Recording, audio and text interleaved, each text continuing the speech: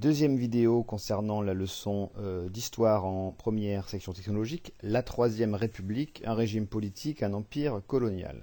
Alors cette fois, on passe à une nouvelle partie, après avoir vu la décennie des années 1870, au cours de laquelle la République s'est imposée très difficilement. On couvrira maintenant une période beaucoup plus large, de 1880 à la Première Guerre mondiale, période au cours de laquelle la République s'enracine, c'est-à-dire devient vraiment un régime bien installé et bien accepté par les Français, et ce, malgré des crises, c'est-à-dire des moments plus difficiles où son existence a pu être menacée. Alors, la première dimension par laquelle la République s'est enracinée à cette époque, c'est à travers le vote de lois permettant la mise en œuvre de libertés fondamentales. Alors, ce qu'il faut comprendre ici, c'est que, d'une part, ces lois sont encore en application, c'est-à-dire qu'on peut vraiment dire que les bases de la République et de la démocratie actuelle en France ont été posées dans cette période de la fin du XIXe siècle.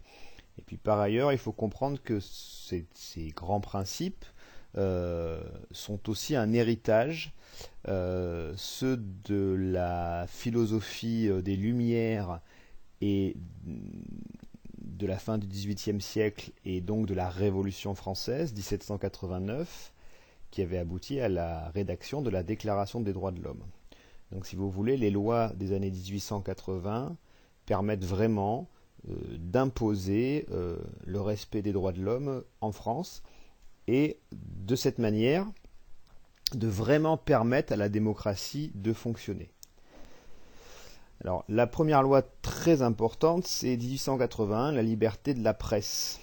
Alors, par presse, on entend quelque chose qui est un petit peu en train de disparaître aujourd'hui, c'est-à-dire la presse papier, les quotidiens, les journaux qu'on achète tous les jours. Il faut essayer de se replacer dans le contexte de cette époque-là. Il n'y a pas à l'époque de moyens de communication modernes, pas de radio, évidemment pas de télévision, certainement pas d'internet.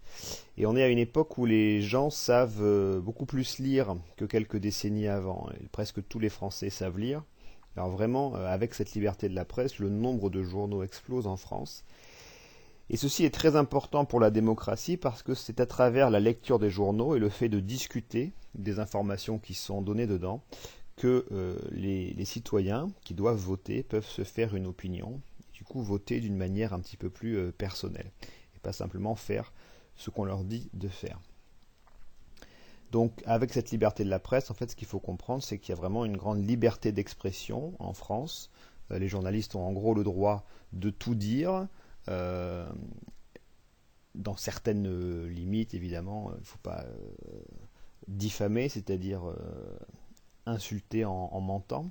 Et à part ça, tout peut être dit. Du coup, les journaux peuvent défendre différentes opinions politiques. Et donc ça, c'est très important pour l'organisation d'un grand débat en France. C'est quand même nécessaire en démocratie.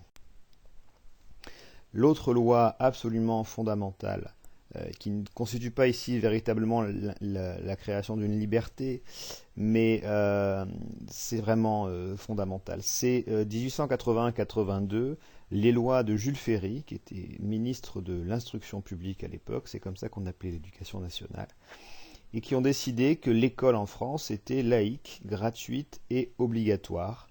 Alors à l'époque, elle était obligatoire de 6 à 13 ans. Laïque, ça signifie neutre en matière de religion. On verra ça un petit peu plus, on examinera la notion un petit peu plus longuement dans quelques minutes.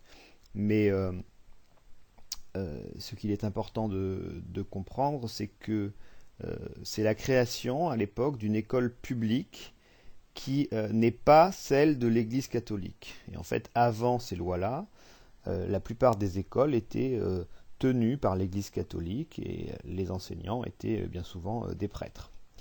Gratuite, donc ça c'est fondamental pour l'égalité de l'accès à l'éducation pour tous, même les plus pauvres, et obligatoire, là encore une fois c'est pour essayer de toucher les plus pauvres, dans le sens où à l'époque on pouvait considérer que dans les familles pauvres, et notamment dans les familles paysannes, les enfants étaient plus utiles en tant que travailleurs, pouvant ramener de la nourriture ou de l'argent, qu'à l'école. D'où cette idée de rendre l'école obligatoire. Et si on regarde ce graphique, on peut voir effectivement qu'il y a une augmentation, si on regarde les barres, du nombre d'élèves dans les écoles laïques, alors que le nombre d'élèves dans les écoles religieuses diminue progressivement, légèrement mais progressivement.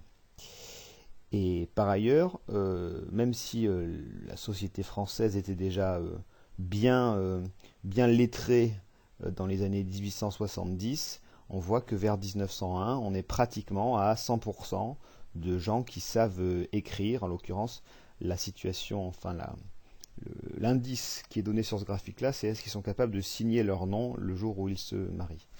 Bon, néanmoins, une période donc de progrès là-dessus.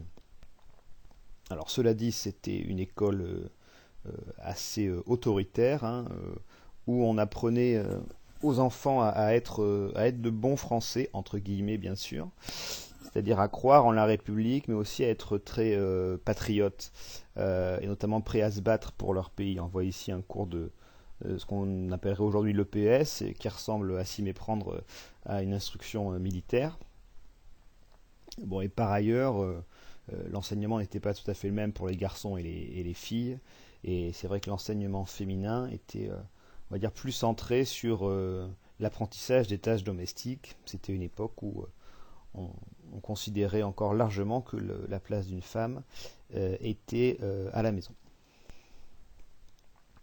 D'autres lois importantes dans cette époque, c'est 1884, la loi de liberté syndicale. Alors je rappelle qu'un syndicat, c'est une organisation de travailleurs qui a pour but de défendre les intérêts de ces travailleurs, d'améliorer leurs conditions. Donc c'est seulement en 1884 que chaque travailleur a eu le droit libre d'adhérer à un syndicat, voire d'en créer un. Et puis autre loi très importante, la loi de 1901 de liberté d'association. Donc c'est une loi qui a encore cours aujourd'hui en France.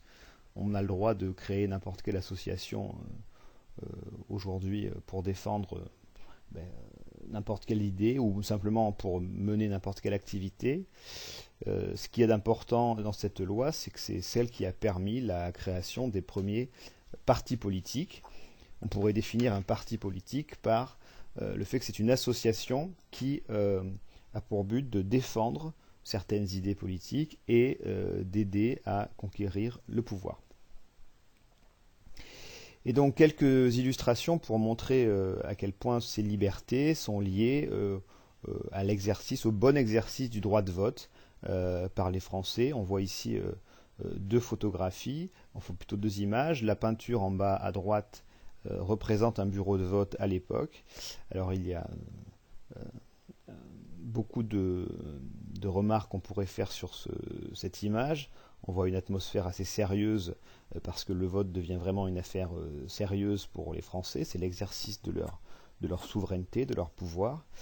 Deux remarques qu'on peut faire. Dans ce bureau de vote, il n'y a pas de femmes puisque les femmes sont exclues du droit de vote. Et l'autre remarque, c'est qu'il n'y a pas non plus d'isoloir. Donc vous savez, c'est ces espaces derrière des rideaux qui permettent de voter de manière secrète. Et donc on peut dire que la pratique du vote n'est pas encore totalement moderne et libre, dans la mesure où si on voit ce que vous votez, eh bien, on peut imaginer qu'il peut y avoir des pressions pour que les gens votent d'une manière ou d'une autre. Enfin, l'isoloir sera créé juste avant la Première Guerre mondiale.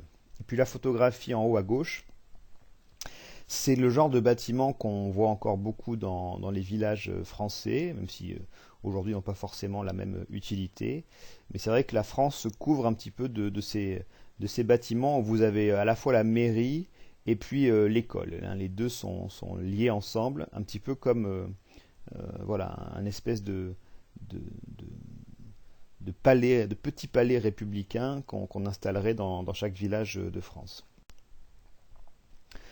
Donc l'idée à retenir, c'est celle-ci. Les libertés fondamentales votées entre 1881 et 1901 visent à permettre le bon fonctionnement de la démocratie en donnant aux Français la possibilité d'agir librement en tant que citoyens. Voilà un petit mot à rajouter par rapport à ce qui est écrit ici. Autre principe, dernier principe, un tout petit peu plus tardif, qui a été porté par un chef du gouvernement qui s'appelait Émile Combes. Alors Émile Combes, son truc, lui, c'est que il était farouchement opposé à l'influence de l'Église catholique en France. Il pensait, et il avait assez raison, que l'Église catholique était contre l'idée de république et aurait préféré un retour à la monarchie. Alors, son œuvre, ça a été de travailler à la séparation de la République et de l'Église. On voit ici un dessin de presse très caricatural où le ministre Émile Combes est sur le point de trancher un lien qui relie le pape à un personnage de femme qui représente la République française. Vous aurez reconnu Marianne, même si là, c'est vrai qu'on la voit dans une position un petit peu originale. Et donc, les deux autres détails de cette image que j'aime bien, c'est que vous avez un moine absolument ivre-mort au premier plan, ce qui est une manière de se moquer un petit peu de l'Église catholique. Et puis, il y a cette espèce de personnage qui arrive du ciel et qui éclaire Émile Combes. Alors, ce personnage, c'est le philosophe du XVIIIe siècle, Voltaire, qui était lui aussi très critique vis-à-vis du pouvoir de l'Église en France. Et l'aboutissement de tout ça, c'est la célèbre loi de 1905, dite loi de séparation de l'Église et de l'État, qui est tout à fait fondamentale pour créer ce qu'on appelle parfois la laïcité à la française. Les phrases importantes de cette loi sont inscrites ici. C'est la République non garantit le libre exercice des cultes. Ça c'est important, ça veut dire que dans la France républicaine, les religions sont toutes autorisées. À l'époque, on pense notamment aux religions protestantes et à la religion juive. Aujourd'hui, c'est la loi qui permet en France d'avoir une très grande diversité de religions et notamment de faire en sorte que l'islam soit la deuxième religion du pays. Et on est libre d'avoir la religion que l'on souhaite en France, à l'exception de quelques sectes, voilà, mais ce sont des cas très particuliers. Deuxième point, la République ne reconnaît, ne salarie ni ne subventionne aucun culte. Ça veut dire que les églises, les religions doivent se débrouiller elles-mêmes et que l'État ne les soutient pas financièrement et donc il n'y a plus de soutien financier de l'État pour l'Église catholique, d'où cette idée de séparation. Donc s'il y a une chose à retenir autour de ces lois, c'est ce qu'il y a écrit sur cette petite carte mentale qui résume bien les choses. N'oublions pas cette idée très forte de la laïcité qui est que l'État n'a pas de religion, il est tout à fait neutre en matière de religion. Et c'est en France cette règle-là qui permet la liberté de conscience individuelle, c'est-à-dire le fait de choisir la religion que l'on souhaite suivre, si on en a une, parce qu'on a aussi le droit bien sûr de ne pas en avoir. Deuxième partie, grand B, l'autre manière d'imposer la République, c'est à travers une propagande, c'est-à-dire une entreprise de communication, pour faire adhérer les Français aux valeurs de la République. Alors la première image que je souhaite vous montrer, vous la reconnaîtrez peut-être, c'est la mairie de Limoges, l'hôtel de ville. Il est créé en 1883, c'est la date d'inauguration, donc on est vraiment dans la période. Et ce que je voudrais vous faire remarquer, c'est le fait que cet hôtel de ville, comme beaucoup d'autres en France, c'est un espèce de palais. C'est un espèce de palais, mais qui n'est pas le palais d'un seigneur ou d'un roi, qui est le palais de la République et donc le palais des citoyens. Aujourd'hui encore, on voit à Limoges que la mairie est à un endroit où elle est très visible et elle a gardé sa monumentalité, dans le sens où il n'y a pas beaucoup de bâtiments beaucoup plus grands que ça dans l'entourage. Imaginez bien qu'il y a plus de 100 ans, elle est très grande par rapport au reste des bâtiments de la ville. Et finalement, le seul bâtiment qui est à peu près aussi grand qu'elle, c'est la cathédrale ou quelques églises. Donc vous voyez qu'avec la construction de mairies monumentales comme ça, il y a vraiment l'idée de donner une visibilité au nouveau régime dans l'espace public de la ville. Et donc, il y a toute une série de symboles comme ça qui vont être diffusés sur plein de supports pour donner une espèce d'image à la République et finalement la faire rentrer dans la tête des gens. Un exemple, ce qui circule énormément dans le pays, c'est les timbres à l'époque. J'ai redit à quel point il n'y avait pas de médias modernes, et donc c'est l'écrit, la circulation de l'écrit, et donc des lettres qui permet de faire diffuser l'information. Et donc un timbre, c'est un document d'État. Et au Second Empire, le visage qu'on voit sur les timbres, qu'on voyait en l'occurrence, c'était celui de l'empereur Napoléon. Donc dans la République, on crée un visage, et c'est le visage de Marianne, non pas d'une personne réelle, mais d'un symbole, d'une allégorie. Donc Marianne est représentée sur les timbres, mais également avec un buste dans chaque mairie de France. Et on peut voir par ailleurs autre symbole, la devise Liberté, Égalité, Fraternité, qui date aussi de cette époque-là. On retrouvera sur ce poster-là, qui fête les 100 ans de la Première République, celle qui avait été créée pendant la Révolution française, la figure de Marianne, liée à l'idée d'abondance et de modernité, représentée par ce qu'on voit à l'écran.